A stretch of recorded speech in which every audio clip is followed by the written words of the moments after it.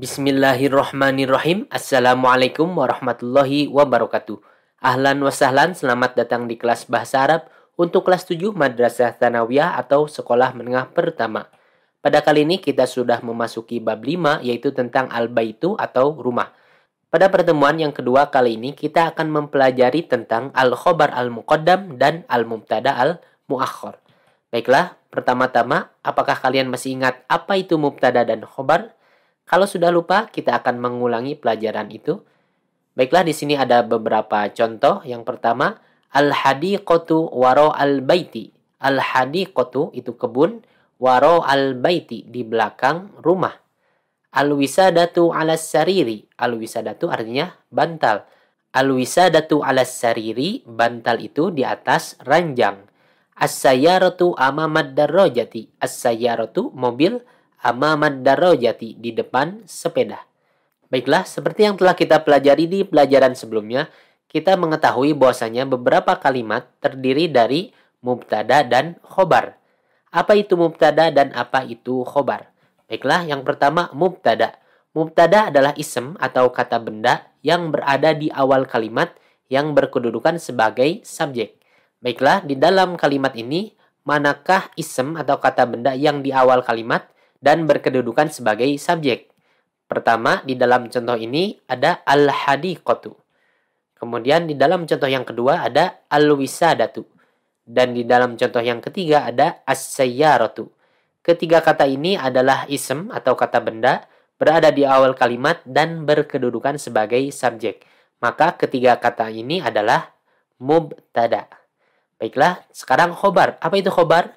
Khobar adalah keterangan yang datang setelah mubtada. Bisa berupa isem mufrad, jumlah, atau syibhu jumlah.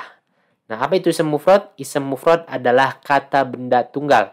Artinya cuma satu kata. Jumlah adalah kalimat. Sedangkan syibhu jumlah terdiri dari dua kata atau lebih, mirip dengan kalimat tapi bukan kalimat lengkap. Contohnya di sini waro al-baiti. Waro al-baiti di belakang rumah. Ini terdiri dari dua kata, yaitu waro'a dan al-baiti. Namun, dia bukan merupakan kalimat lengkap. Ini disebut syibhu jumlah. Baiklah, keterangan yang datang setelah mubtada berkedudukan sebagai predikat. Nah, di dalam contoh ini, manakah keterangan yang datang setelah mubtada dan berkedudukan sebagai predikat? Baiklah, yang pertama, waro al-baiti. Di dalam contoh yang kedua, alas sariri. Dan di dalam contoh yang ketiga, amamad darrojati. Ketiganya adalah keterangan yang datang setelah mubtada dan berkedudukan sebagai predikat. Maka ketiganya ini adalah khobar. Baiklah, kita sudah mengetahui mana mubtada dan mana khobar dalam sebuah kalimat. Yang berwarna merah ini adalah mubtadanya, dan yang berwarna biru ini adalah khobarnya. Kita tahu bahwasanya mubtada itu selalu ada di depan kalimat. Namun bagaimana apabila mubtada ini kita taruh di belakang kalimat? Jadi kita balik. Mubtadanya menjadi di belakang dan di depan kalimat itu khobarnya. Maka berubah menjadi seperti ini. Al-hadiqatu waro al-baiti. Kita taruh al-hadiqatunya di belakang menjadi waro al-baiti hadiqatun. Kemudian al-wisadatu alas sariri. Al-wisadatu kita taruh di belakang menjadi alas sariri wisadatun. Kemudian as-sayyaratu amamad darrojati. As-sayyaratu kita taruh di belakang menjadi amamad darrojati sayyaratun. Baiklah, sekarang kita mempunyai contoh kalimat yang mana mubtadanya kita taruh di belakang kalimat dan khobarnya menjadi di awal kalimat. Jika kita perhatikan, setelah mubtadanya kita taruh di belakang, maka terjadi perubahan makna. Seperti yang bisa kita lihat di sini, al-hadiqatu waro al-baiti. Mubtadanya di depan. Artinya kebun di belakang rumah atau kebun itu di belakang rumah. Tapi ketika mubtadanya kita taruh di belakang, waro al-baiti hadiqatun. Maknanya menjadi di belakang rumah kebun atau di belakang rumah ada kebun. Begitu juga dengan contoh yang lainnya. Al-wisadatu alas sariri. Bantal itu di atas ranjang. Kemudian setelah mubtadanya kita taruh di belakang menjadi alas sariri wisadatun. Di atas ranjang ada bantal. Di contoh yang terakhir juga demikian. As-sayyaratu amamad darrojati. Artinya, mobil itu di depan sepeda. Setelah kita pindahkan ke belakang, mubtadanya menjadi amamad darrojati sayyaratun. Di depan sepeda ada mobil. Baiklah, itu yang pertama. Kita mengetahui bahwasanya ketika mubtadanya ini kita taruh di belakang setelah khobar, maka maknanya berubah. Nah, selain artinya atau maknanya berubah, sebenarnya sebutan untuk mubtadanya pun berubah. Kalau yang di depan ini namanya mubtada, kalau yang di belakang ini namanya mubtada muakhor atau mubtada yang diakhirkan.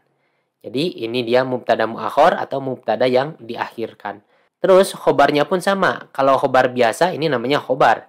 Tapi ketika khobarnya itu dikedepankan atau didahulukan, maka bernama khobar muqaddam atau khobar yang didahulukan. Ingat-ingat, yang di depan ini namanya mubtada, kemudian setelahnya khobar. Tapi ketika dibalik, mubtadanya di belakang menjadi mubtada muakhor namanya. Dan khobarnya pun setelah dikedepankan menjadi khobar muqaddam. Sekarang kita perhatikan perbedaan bentuk antara mubtada dan mubtada muakhor atau mubtada yang telah diakhirkan. Jika kita lihat di sini, mubtada selalu berawalkan alif dan lam atau kita beri alif lam dulu. Ini alif dan lam, al-hadiqatu. Tetapi ketika sudah menjadi mubtada muakhor, alif dan lamnya pun hilang menjadi hadiqatun. Ini berubah menjadi tanwin. Kita lihat juga di contoh yang kedua, al-wisadatu. Ini mubtada, maka harus berawalkan alif dan lam, al-wisadatu. Tapi kemudian ketika dia diakhirkan berubah menjadi mubtada muakhor, maka alif dan lamnya pun hilang, wisadatun, tanpa alif dan lam. Begitu juga kita lihat di sini di contoh yang ketiga, as-sayyaratu, dia mubtada, maka dia harus berawalkan alif dan lam, as-sayyaratu. Tapi kemudian ketika dia diakhirkan menjadi mubtada muakhor, alif lamnya pun hilang menjadi sayyaratun tanpa alif lam di sini dan ini berubah menjadi tanwin. Dari sini kita mengetahui bahwasanya mubtada itu harus diberi alif lam. Di sini ada al-hadiqatu, al-wisadatu, as-sayyaratu. Ini harus diberi alif lam. Itu semua mubtada. Kecuali jika mubtadanya berupa nama orang, tempat, atau sebagainya, atau merek dan lain-lain. Contoh Muhammad, Jakarta, itu tanpa alif lam. Juga domir itu kata ganti. Seperti ana, huwa, hiya, itu juga tanpa alif lam. Dan ism isyarah. Ism isyarah itu hadza, hadhihi, zalika, itu pun sama tanpa alif lam. Namun jika kata benda lainnya, maka kita harus pakai alif lam. Atau kita harus beri alif lam dulu di awalnya. Al-hadiqatu, al-wisadatu, as-sayyaratu. Ada alif dan lamnya. Namun, jika diakhirkan menjadi mubtada muakhor, maka tidak diberi alif lam. Seperti di sini hadiqatun. Jadi kalau mubtada itu dia diberi alif lam, ketika diakhirkan dan berubah menjadi mubtada muakhor, maka tidak diberi alif lam menjadi hadiqatun. Tidak boleh al-hadiqatu, tapi harus hadiqatun. Di contoh yang lain juga, ini mubtada, kita beri alif lam, al-wisadatu, ketika diakhirkan menjadi wisadatun, tanpa alif lam. Dan contoh yang ketiga juga sama, as-sayyaratu, ada alif lamnya, ketika diakhirkan menjadi sayyaratun, tanpa alif lam. Nah, itulah perbedaan antara mubtada yang berada di awal kalimat ya, dan mubtada muakhor atau mubtada yang diakhirkan ke akhir sebuah kalimat. Jadi dibalik urutannya antara mubtada dan khobarnya. Itu saja pelajaran kita kali ini. Pelajari, praktekkan, dan perbanyak latihan agar lebih dalam lagi pemahaman materinya. Syukron ila liqa. Assalamualaikum warahmatullahi wabarakatuh.